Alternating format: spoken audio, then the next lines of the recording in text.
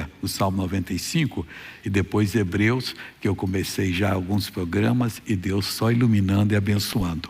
O Salmo 95 começa com o salmista, não sabemos quem escreveu, o autor é o Espírito Santo, mas não sabemos quem, ele não assinou.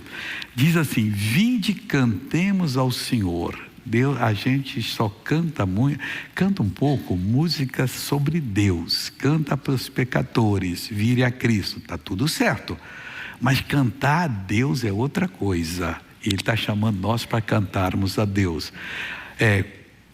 Cantemos com júbilo, com alegria extrema, muita alegria mesmo, a rocha da nossa salvação. Ele é o fundamento da nossa salvação, fundamento que nunca vai balançar. Você pode crer nele 24 horas por dia.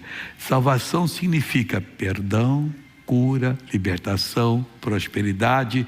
Deus tem algo grande a fazer na sua vida. Aí ele diz assim no 2: apresentemo-lo ante a sua face com louvor e celebremos com salmo. A gente aprende diante das faces de Deus, ele chorando, às vezes até acusando ele: Deus, eu creio no Senhor, o Senhor não me cura, o Senhor não me liberta. Isso está errado. Temos que apresentar diante da face de Deus com louvores e celebrá-lo com salmos. E por quê? Porque o Senhor Deus é grande, não tem como medi-lo. Ele é muito maior do que a nossa necessidade. O mundo tem 8 bilhões de pessoas. Se fosse 80 bilhões, 10 vezes mais, a gente ia tropeçar na rua, com as pessoas nas ruas, principalmente onde já é muito populoso. Mas para Deus é a mesma coisa. 8 pessoas, 80 mil, 800 mil, 8 milhões, 8 bilhões, 8 trilhões, é a mesma coisa. Aí diz: ele é grande e rei grande acima de todos os deuses. Aqui não quer dizer que exista outros deuses. Está falando da minha pessoa, da sua. Porque quando nós estamos ouvindo a palavra e nos inspiramos, e naquela hora nós pensamos, vemos, ouvimos e falamos como se fôssemos Deus. Aí naquela hora Deus chama a gente de deuses. O Salmo 82 fala mais sobre isso, mas diz para a gente não se exaltar não, porque como príncipe nós haveremos de morrer. Isso aqui é só no momento que Ele nos usa. Quanto mais você for usado, mais você vai gostar desse momento maravilhoso de ver o Davi sendo curado e tantos outros que Deus curou. Aí aqui ele diz no versículo 7, vou pular para o 7 porque senão não termino essa parte. Ele fala assim: porque Ele é o nosso Deus e nós povo do seu pasto e ovelhas da sua mão. Então o Senhor, Ele é um Deus particular meu, seu.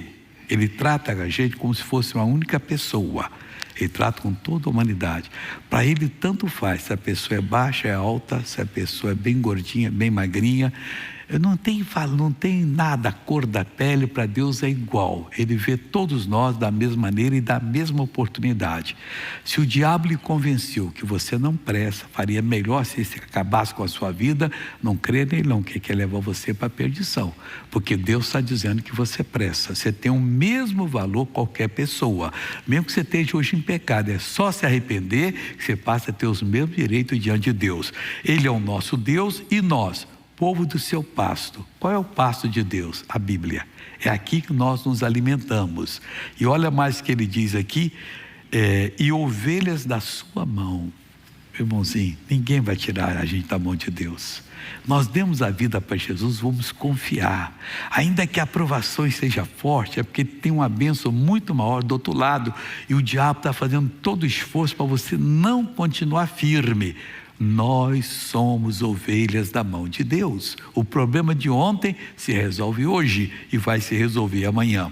Aí ele fala assim: se hoje ouvir da sua voz, não endureçais o coração como em Meribá, como no dia da tentação no deserto, quando vossos pais me tentaram, provaram-me e viram a minha obra. Nunca tente a Deus. Se você não está conseguindo, não desafie não. Fala: Deus, me ajuda. Eu sei que o erro está em mim, porque está em nós mesmo. Ele é bom em todo o tempo. Deus não tem um risquinho de maldade. Ele é santidade da santidade da santidade. Nunca vai deixar de nos abençoar. Nós é que deixamos de crescer diante dele, porque ele está permitindo algumas provações para a gente crescer, vencer, para um dia ele dar uma missão para nós e aí nós não fracassarmos. Ele vai preparando.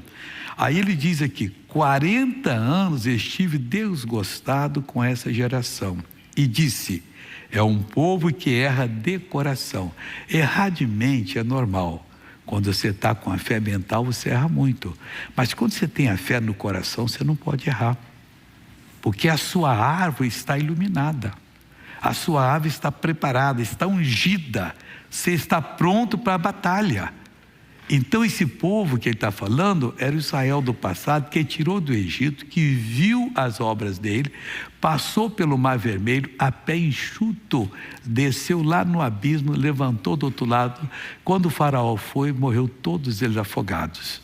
O faraó e seu exército. Por quê? Porque Deus era o Deus dele, mas eles viram a obra dele e, no entanto, tentaram ele e colocaram ele à prova. Ele levou eles, mas 40 anos lá no deserto estive desgostado com essa geração. Por que 40 anos ficou desgostado? Deus tirou eles dali e eles saíram lá do outro lado do Mar Vermelho e foram caminhando. Aí chegaram em Horebe, questão de mês, 2 meses, a pé lá, ou um pouquinho mais, porque eles armavam as tendas, armavam o tabernáculo, desmontavam, iam fazendo isso, mas chegaram. E quando chegaram, um pouquinho mais, descansaram, ali se refizeram as forças, Moisés os doutrinou, aí levantaram para ir tomar posse da terra prometida. Poucos meses aí. Chegaram nas montanhas dos amorreus e Deus disse: pode subir que vocês vão possuir. E eles ficaram com medo. Ô Moisés, pergunta o Senhor se não é melhor, você sabe, né? A gente acredita nele, mas quem sabe a gente mandar de cada tribo, eram 12 tribos, um espia, eles vão ver a terra, vão voltar com uma boa notícia, aí nós vamos lá e vão liquidar a fatura. Eles não liquidariam a fatura. Depois, quando Josué estava colocando o povo em Canaã, 40 anos depois, teve uma tomada que ninguém ali lutou. Deus mandou umas vespas, não pequenininha, vespões, parecendo passarinho, e enxame, o pessoal saiu correndo desesperado. Deus sabe fazer a coisa, mas eles duvidaram. Aí Deus disse: manda Moisés, que eles mandem os espiões. Aí os espias foram. 40 dias depois voltaram, 10 dos 12 vieram negativos. Não tem jeito, pessoal. Essa terra é boa, produz na verdade, Deus foi a verdade, mas não é assim. Tem montanhas, tem paredes altas, muralhas altas, o povo é muito armado. Ali nós vimos gigantes que parecia gafanhoto perto deles, aqueles homens grandes. Não tem jeito, e o povo chorou a noite inteira e quis voltar, e Deus ficou desgostado. Deus só não destruir no deserto: Moisés, eu vou acabar com todo mundo, de você e da sua família eu vou fazer um novo povo. E faria. Não, Deus, não faça isso. O povo vai dizer que o Senhor não teve condições de colocar o povo na terra santa, por isso o Senhor acabou com eles. Eu agradeço, mas não faça, e perdoa. Deus: tá bom, eles vão andar pelo deserto 40 anos, até que o último deles, que estiver vivo hoje, homens de mais de 20 anos para cima, o último morreu, tiver 19, estava liberado, não estava na conta. Hoje ele tem 20. Quando ele está chegando em 60, estiver vivo, quando ele morreu, o último deles, aí vocês vão entrar. Aí aconteceu. Mas Deus ficou desgostado. O Espírito Santo pôs isso aqui, porque para nós não deixarmos Deus ficar desgostado conosco. Tudo isso aqui é mensagem para nós. Deus deu uma missão, pode ser impossível. Irmãozinho, quando eu falo o caso nosso na televisão, agora dia 3 de novembro, eu fiz 45 anos na televisão. Eu tinha 11 anos. Eu fui passear na casa de um primo em Cachoeiro do Itapemirim. Eu nunca tinha saído da minha cidade, que era um ovinho. Aí cheguei em Cachoeiro, parecia uma metrópole, para quem nunca tinha visto coisa grande. Aí o primo disse assim: primo, tem uma loja aí que põe televisão para todos os pobres assistirem à noite. você já viu televisão? Eu falei, não, eu gostaria de ver. Então vamos lá hoje à noite? Vamos. E eu fui. Quando eu cheguei lá, você vê que coisa, como Deus fica feliz com você. Eu passei no meio de todo mundo, fiquei olhando a televisão assim, gostei, dei as costas e olhando para o povo, estava todo mundo assim, ó. Foi Jesus, olha só, eu já era de Jesus. Nesse tempo era líder de uma classe de intermediários na igreja que eu pertencia. Era meninos e meninas de 10 a 15 anos. Não eram rapazes, mas não eram mais meninos. Então eu chamava intermediário. Eram 3 classes, uma eu dirigia. Então eu já era de Jesus. Eu disse, Jesus, olha só, parece que está todo mundo hipnotizado. Ô Jesus, eu falando aqui com ele assim, não tem ninguém falando do Senhor na televisão. É só como ele dissesse para mim alguma coisa. Aí eu parava, pensava, eu vou lhe fazer uma promessa. Se o Senhor me der condições, um dia eu vou estar lá. Irmão, aquilo ali era como um mar vermelho em relação a mim. Meu pai era pedreiro. A gente era 5 meninos. Uma menina e 4 meninos. Coitadinho, a gente não tinha uma mesa para fazer refeição na minha casa. Bem pobre. E eu dizendo que um dia estaria na televisão. Eu falei com ele, se eu me der condição, mas não contei para ninguém, porque senão o pessoal ia dizer que eu estava meio doido. Fiquei só no meu coração. 20 anos depois eu comecei, dia 3 de novembro de 78, era 58.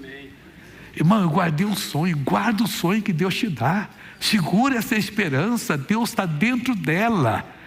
Eu sabia, quando eu fui assinar o contrato na Tupi, vários diretores assim disseram, seu pastor, o senhor sabe o que o senhor está fazendo? Sei.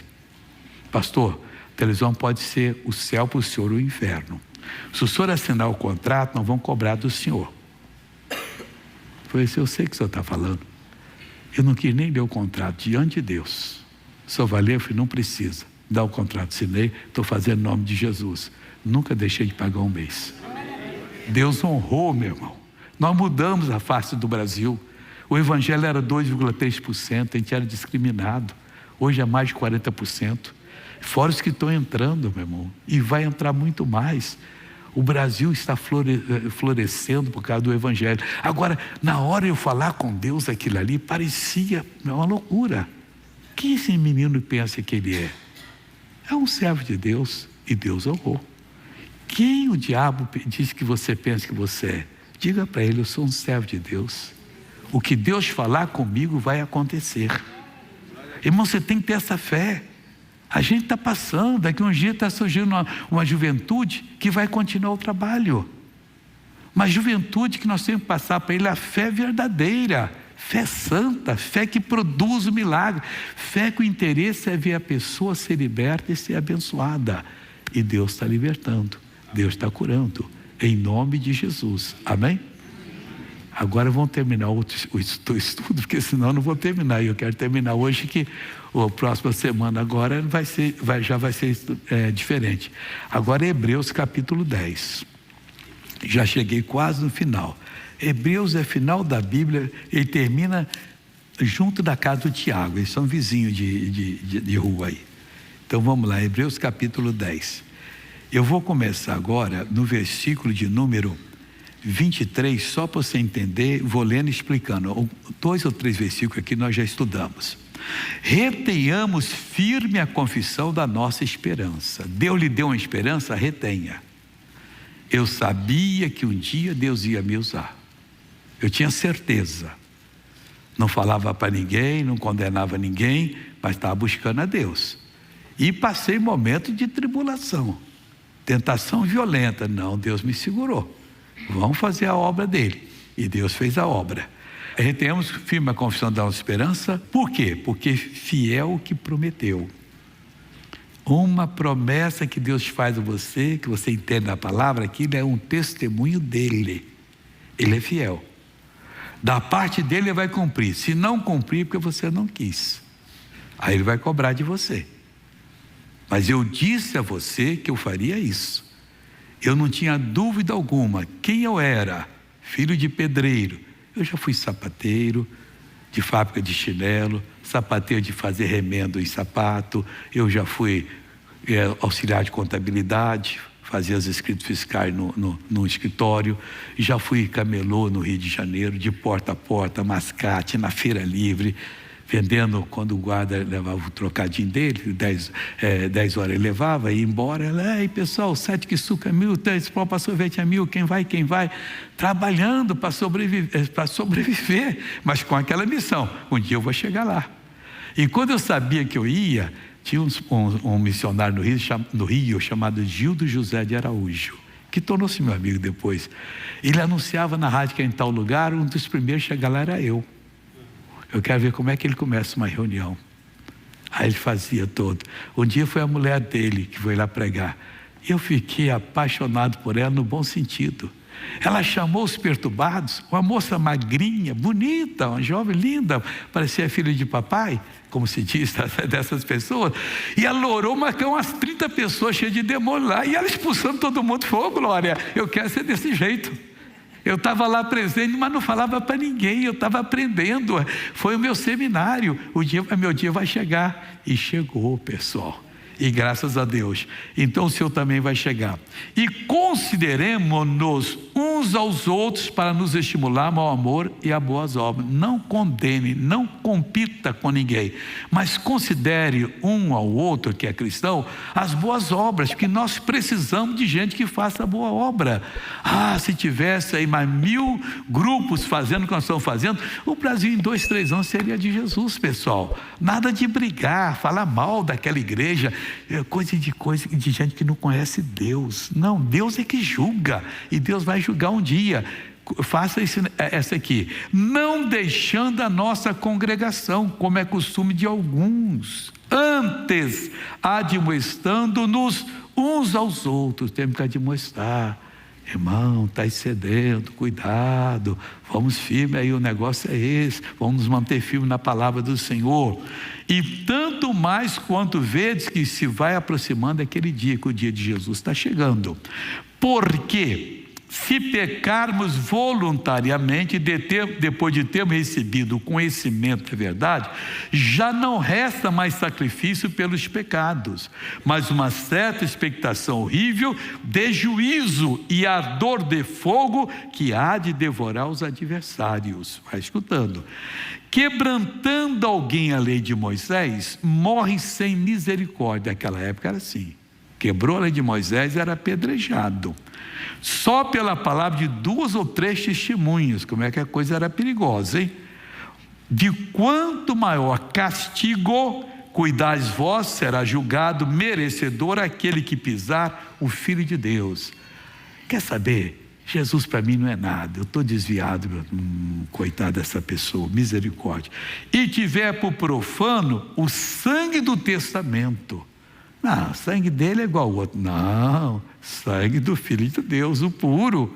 Foi esse sangue que nos separou do pecado, nos separa do câncer, nos separa da lepra, nos separa da miséria, da falência, de um vício de drogas. Esse sangue é poderosíssimo, pessoal. Com o que foi santificado e fizer agravo ao Espírito da graça. Fique firme. Jesus tem algo a fazer na sua vida. Amém?